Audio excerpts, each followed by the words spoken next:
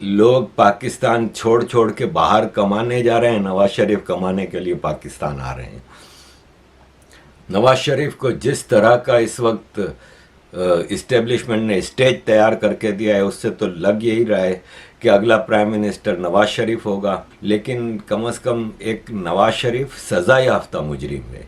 वो जेल में था और इलाज कराने के बहाने पाकिस्तान से बाहर 2 हफ्ते की छुट्टी लेके गया, 4 साल बाद आया। 16 महीना इसका अपना भाई प्राइम मिनिस्टर रहा, लेकिन ये वापस आने को तैयार नहीं था। पाकिस्तान के former prime minister Nawaz Sharif साहब जो हैं, अब वो पाकिस्तान वापस आ चुके हैं। आते ही उन्होंने एक पॉलिटिकल रैली में शिरकत की, जो कि उनकी पार्टी की तरफ से अरेंज की गई थी।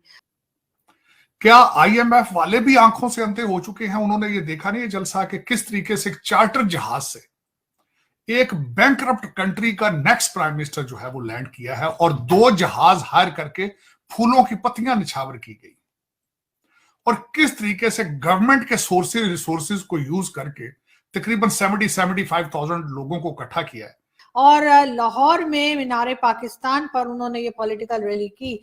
अब वैसे तो नवाज शरीफ साहब ने उसमें बहुत सारी बातें की, वो सभी लोग यकीनन सुन चुके होंगे, पढ़ चुके होंगे। इसमें से एक खास बात उन्होंने ये कहा कि पाकिस्तान को अपने तमाम जो नेबर्स हैं, जितने भी पड़ोसी ममालिक हैं या ये नेबरिंग कंट्रीज हैं। खबर यह है कि पाकिस्तान के पूर्व मिनिस्टर नवाज शरीफ जो है लंदन में थे और अब वो पाकिस्तान आ चुके हैं, और बहुत बड़ी भव्य रैली का आयोजन कराया गया है वहाँ की एस्टेब्लिशमेंट द्वारा। और इस आयोजन का पूरा सा मकसद यही है कि इनको अब वहाँ का प्रधानमंत्री बनना तय हो गया है, इसीलिए वहाँ की एस्टेब्लिशमेंट ने ये सारा प्रोग्राम अरेंज किया है। और कहने का मतलब ये है कि ये आए हैं महोदय, ये पहले जेल में थे, जेल से फिर ये किसी तरह से जड़ जुगाड़ करके इलाज के बहाने लंदन चले जाते हैं, और लंदन जाने के बाद ये वापस नहीं आते हैं। वहाँ ये अपने आप को भगौड़ा घोषित कराकर वहीं बस जाते हैं, वहीं रहने लगते हैं। और 4 साल से ये लंदन में ही पड़े हुए थे। अब अचानक से एस्टेब्लिशमेंट को इनकी याद आई और इनको बुला लिया गया है, क्योंकि उनका सोचना यह है कि यही ऐसे व्यक्ति हैं जो आगे से दोस्ती रखेंगे, और एस्टेब्लिशमेंट और वहाँ की पाकिस्तान की आर्मी जो है पीछे से छुरा भोंकेगी अपने दोस्तों को, और इस तरह से ये दोनों तरफ से फायदा भी उठाएंगे। एक तो तरफ दिखाएंगे कि हाँ,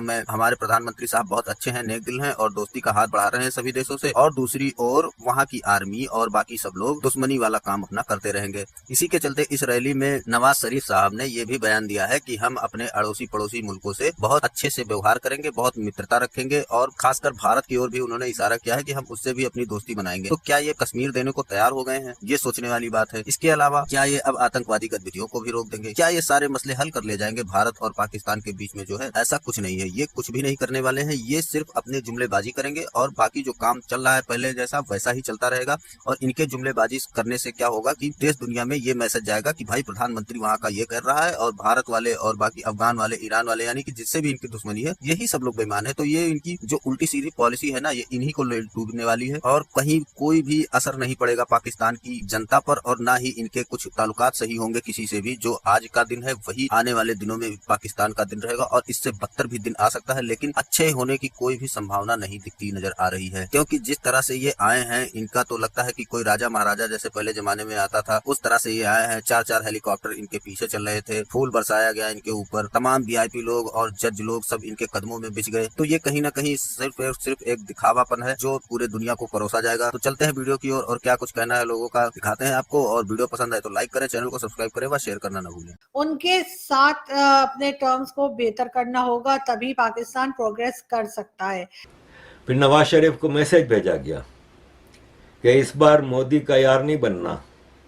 इस बार जो बिलावल और इमरान खान की लैंग्वेज थी इंडिया के खिलाफ, वो लैंग्वेज इस्तेमाल करना।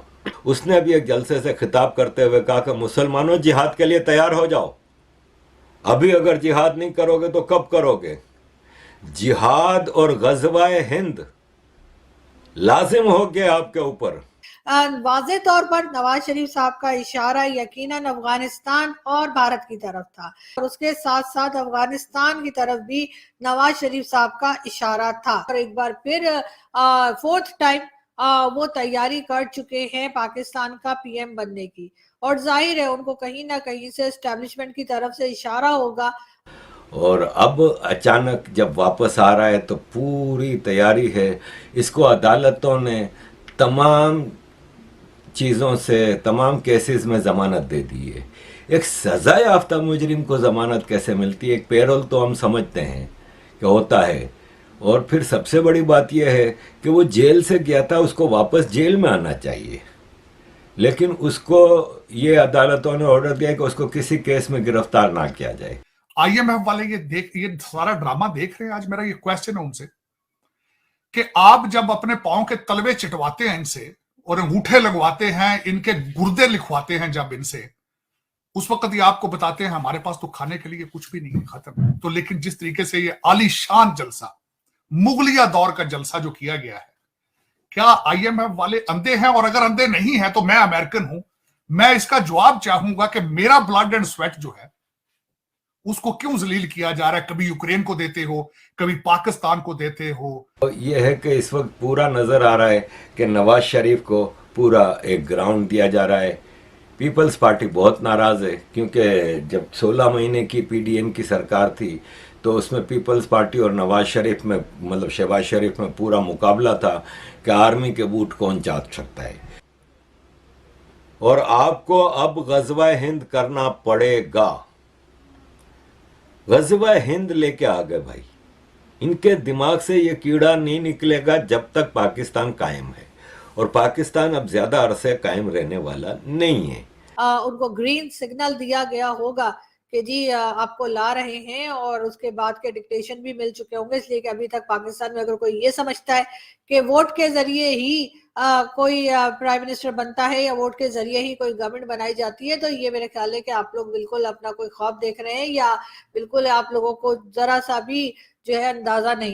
कभी और करप्ट मुल्कों, पठानों को, अफगानियों को देते हो। मेरा पसीना खून इतना सस्ता है। मेरा ये क्वेश्चन सबसे पहले तो आईएमएफ से। तो दर हकीकत ये वो कौम है, ये वो कौम खड़ी है जिसकी कोई पॉलिटिकल ना ट्रेनिंग है, ना सियासत है, ना कुछ है। बल्कि यहां तक मैं कहना चाहता हूं कि ये उस दिन इस्लामाबाद हाई कोर्ट ने वजीर आजम हाउस की चाबियां दे दी हैं नवाज शरीफ को।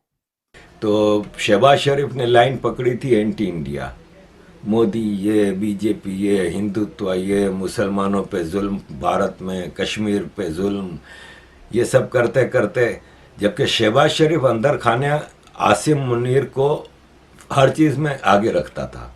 अब इलेक्शन की एक्सरसाइज जो करानी है वो कौम का पैसा जाया करना है। इन्होंने सीटें आपस में डिस्ट्रीब्यूट, इन्होंने इलेक्शन दुबई में बैठ के डिसाइड कर लिया था। इन्होंने इलेक्शन की सीटें बांट ली हैं लंदन में बैठ के। है इस वक्त नवाज शरीफ की जेब में 2 कार्ड। एक वो इंप्रेशन देते हैं हमेशा कि मैं मिडिल ईस्ट के शेखों से पैसे ले आऊंगा, उनको पाकिस्तान में ले आऊंगा पैसे लेकर। एक कार्ड उनके पास दूसरा है। दूसरा कार्ड वो हमेशा ये कहते हैं कि मैं भारत के साथ रिलेशनशिप ठीक करूंगा। और किसी चीज में इसने तंग नहीं किया। बिलावल के पास तो सिर्फ एक फॉरेन मिनिस्ट्री थी, वो आर्मी का डिक्टेशन चला रहा था। बाकी सारे मामलात में आसिम मुनीर को शहबाज शरीफ ने खुली छूट दी थी, खुद कुछ भी नहीं कर रहा था। तो उससे वो आसिम मुनीर की बुक में आ गया। और फिर नवाज शरीफ की पार्टी ने अंडरग्राउंड आसिम मुनीर से कनेक्शन बनाए, और आज नवाज शरीफ के सारे गुनाह माफ हो चुके हैं। क्या ये कर पाएंगे? क्या इनका पोर्टफोलियो इजाजत देता है? भारत का रिलेशनशिप तो इनके पोर्टफोलियो का हिस्सा ही नहीं है, वो तो डिफेंस का हिस्सा है। वो तो जब तक एस्टेब्लिशमेंट नहीं चाहेगी ये पता भी नहीं हिल सकता इंडिया के साथ रिलेशनशिप में। वो कार्ड तो इनके जेब में है ही नहीं है। दूसरा, इनकी जो मुलाकातें अभी रिसेंट हुई हैं कतर में और सऊदी अरेबिया में, कोई सिग्निफिकेंट मुलाकात नहीं है। और दूसरा, मिडिल ईस्ट परेशान है अपने उस दूसरे चक्कर में जो फलस्तीन में हो चुका है। क्या ये दोनों कार्ड ये प्ले कर पाएंगे? नहीं। तो अजीज दोस्तों, अभी से एंटी इंडिया लाइन लेनी शुरू कर दी है। शहबाज शरीफ की सरकार में भी एंटी इंडिया लाइन थी। शहबाज शरीफ अमेरिका भी जाते थे तो वहां पे भी कश्मीर, इंडिया के मुसलमान शुरू हो जाते थे। तो सबसे पहले तो उनको भारत के साथ हम पहले भी देख चुके हैं कि नवाज शरीफ साहब ने कोशिश की थी अपने तौर पर कि नरेंद्र मोदी जी, जी हाँ, जो प्राइम मिनिस्टर है भारत के, नरेंद्र मोदी जी, वो आए थे। और उसके बाद जिस तरह से आपने आपको पिक्चर्स भी दिखाई थी, क्या जप्पियां और किस तरह से हंसबोल के बात हो रही थी। शहबाज शरीफ की सरकार में खालिस्तान के इतने बड़े बड़े कांड हुए, आईएसआई ने किया, सारा आईएसआई का ऑर्गेनाइज था।